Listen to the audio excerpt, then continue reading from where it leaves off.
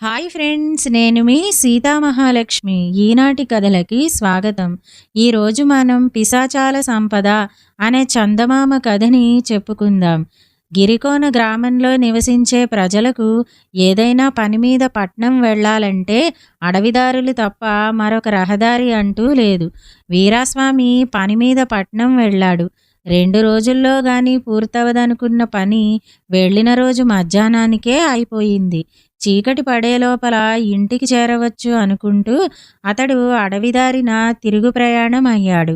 అయితే వీరాస్వామి అడవి మధ్యలో ఉండగా పెద్ద పెట్టున వర్షం ఆరంభమయ్యింది. అతడు వర్షం తగ్గాక తిరిగి నడవ ప్రారంభించేసరికి బాగా చీకటి పడిపోయింది. రకరకాల జంతువుల అరుపులు మొదలయ్యాయి. ఇకపై ప్రయాణం ప్రమాదకరం అనుకుంటూ అతడు దాపులు కనిపించిన ఒక శివాలయంలో ఆ రాత్రి గడిపేద్దామనుకున్నాడు.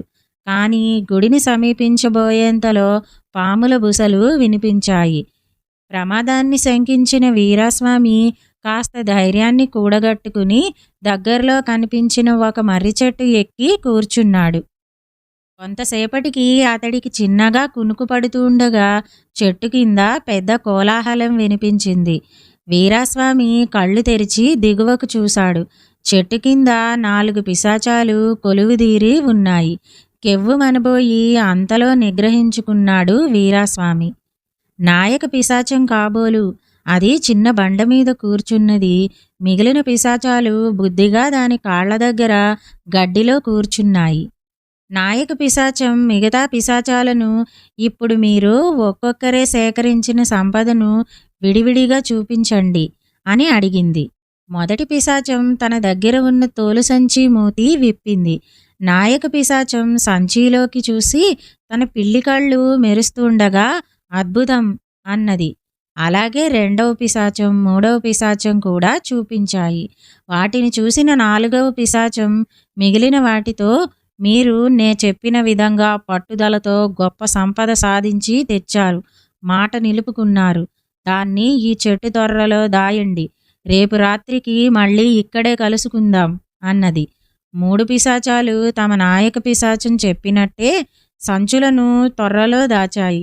తర్వాత అన్నీ ఉత్సాహంగా గెంతుతూ అక్కడి నుంచి దిక్కుకొకటి వెళ్ళిపోయాయి.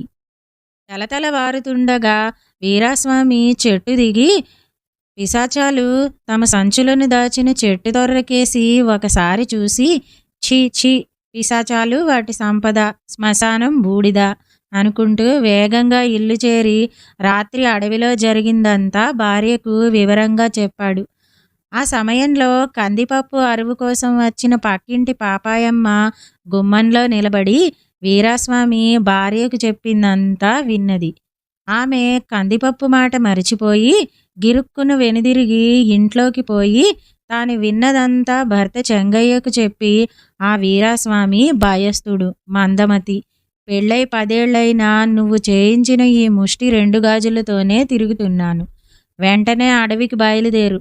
అక్కడ పాడుబడిన శివాలయం పక్కన మర్రి చెట్టు సంగతి వీరాస్వామి భార్యతో చెబుతుండగా విన్నాను.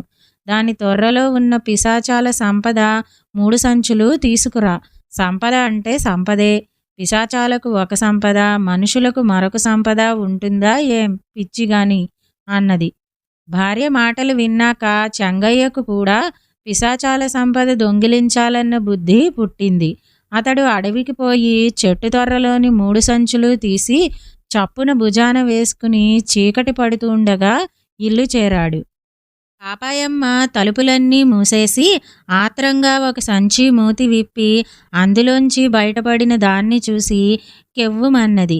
అది బాగా ఎండిన మనిషి పుర్రె. 2వ సంచి నిండా ఎముకలు, 3వ సంచి నిండా బూడిద.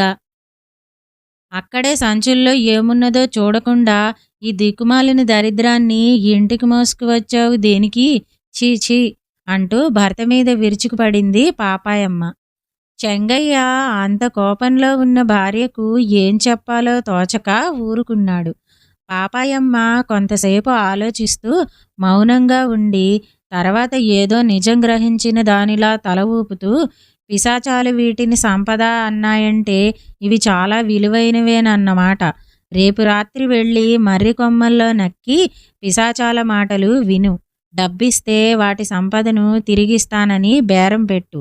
తెలిసిందా అన్నది.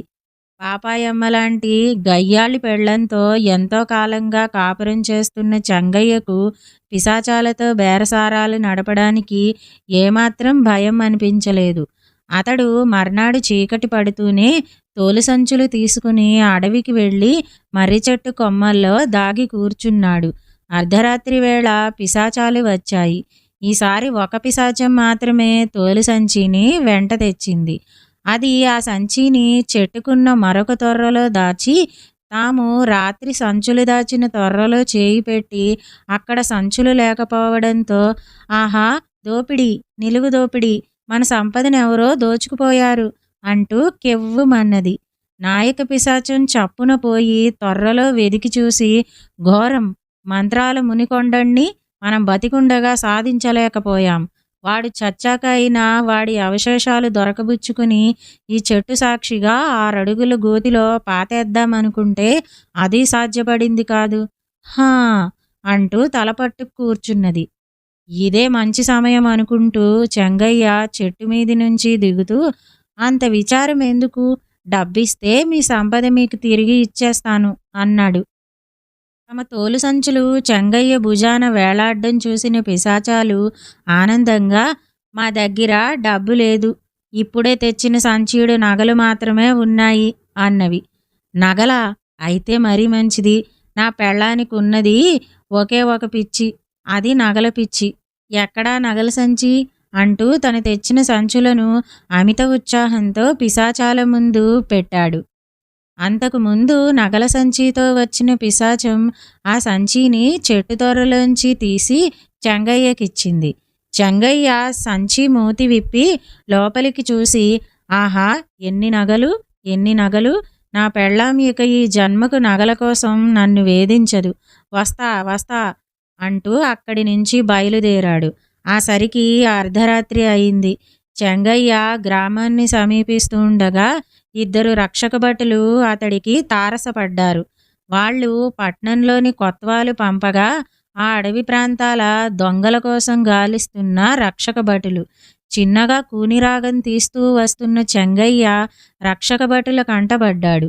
వాళ్ళు పరుగు పరుగున పోయి చెంగయ్యను పట్టుకుని అతడి సంచిలో ఉన్న బంగారు నగలు చూస్తూనే ఆశ్చర్యపోయి, ఏమిరా నీ సాహసం? దొంగిలించిన నగలను ఏదో కూరగాయల సంచిని భుజాన వేసుకున్నట్టుగా మోసుకు వస్తున్నావు. ఏ ఇంటికి కన్నం వేసి ఈ నగలు దొంగిలించావు? ఇంటి వాళ్ళనేమైనా హత్య చేశావా అని అడిగారు. చెంగయ్యకు భయంతో ముచ్చెమటలు పోసినాయి. కొద్దిసేపు మాట పెగలక చివరకు పిశాచాల సంపద అన్నాడు. అలాగా, నువ్వు పిశాచాల సంపదనే దొంగిలించావన్నమాట. ఇక మనుషుల సంపద దొంగిలించవా ఏమిటి? ఈ సంగతేదో కొత్వాల్ గారికే చెప్పుకుందువు గాని పద అంటూ చెంగయ్యను రక్షక భటులు పట్నం లాక్కుపోయి కొత్వాలు ముందు నిలబెట్టారు. కొత్వాలుకు చెంగయ్య చెప్పిందేమీ అర్థం కాలేదు. వీడేదో మతి చెడిన వాడనుకుని అతన్ని జైల్లో ఉంచమంటూ గిరికోన గ్రామాధికారికి కబురు పంపాడు.